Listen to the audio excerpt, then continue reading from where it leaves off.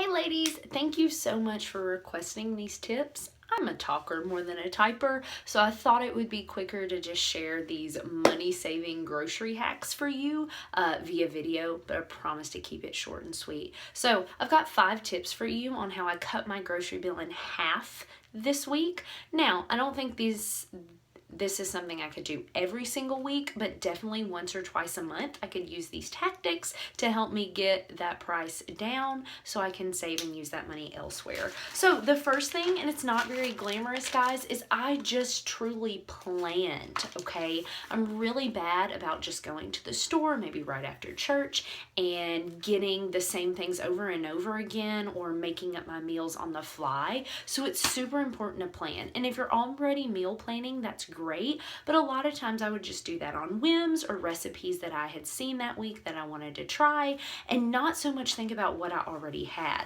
So before I even started my grocery list, I went down here and I just went to my pantry and my fridge and my freezer and I started writing down what I had, but I broke it into categories. What proteins do I have? What carbs do I have? What veggies? What fruits? And then the other things that maybe we use sometimes as snacks. So I put everything that we already had in those categories, and before I made my list I said, okay, what from here could I actually make a meal with? And I know a lot of times we'll say that, oh, I've got nothing, but almost always we could make one meal if we needed to. I mean, if you've got eggs and, a random thing is spinach and, throw in some cheese, find yourself a carb, you can get one meal out of that if you really want to and you really want to commit to saving the money. So that's what I did. And then as I planned my meals, maybe we were missing an ingredient like salsa or something, so I wrote that down. And then obviously there's things you need every week, like we need milk, we need cheese, we need, lunch meat for the kiddos, that kind of thing. So planning was super important, and me just trying to create as many meals as I could with what we already had was the number one biggest saver for me. Now, tip 2 and the following tips are really just short things that you can implement any week, even if you're kind of struggling with your planning purpose. So tip number 2 is going to be get your veggies and your fruits from the freezer section as much as possible. Guys, most of the time these are flash frozen. You can get organic still, but I'll tell you, it's not just even because they can be a little bit cheaper that I love them. They're already chopped up for you and ready to go. I roast veggies straight out of the freezer almost every night. They make fantastic side dishes.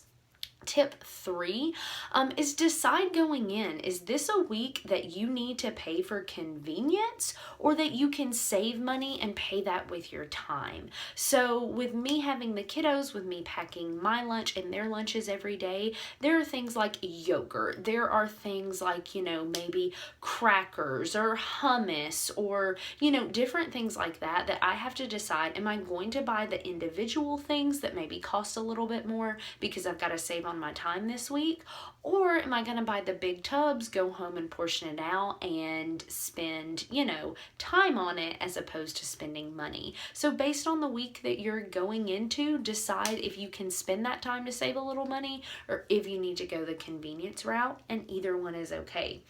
Tip number 4 is be okay and get creative with using alternative items to what you usually buy. So a prime example of this is my kids have sandwiches a lot during the week at school, but I had some tortillas. I could easily make them a roll-up tortilla sandwich instead of buying the bread. I already had the tortillas. They tend to last us a little bit longer, stay a little bit fresher. So look for those alternatives. If you don't have any rice, but you have a bag of frozen cauliflower in your freezer, chop that up and turn that into cauliflower rice instead.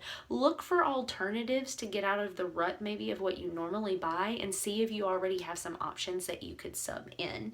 And finally, tip 5, which is one of my new favorites, don't be afraid to repeat dinners. So I'll find something new I want to try. A lot of times an Asian recipe might involve me buying some sauces that I normally don't, or maybe you made something and you had to go out and buy 5 or 6 ingredients that you don't always have on hand.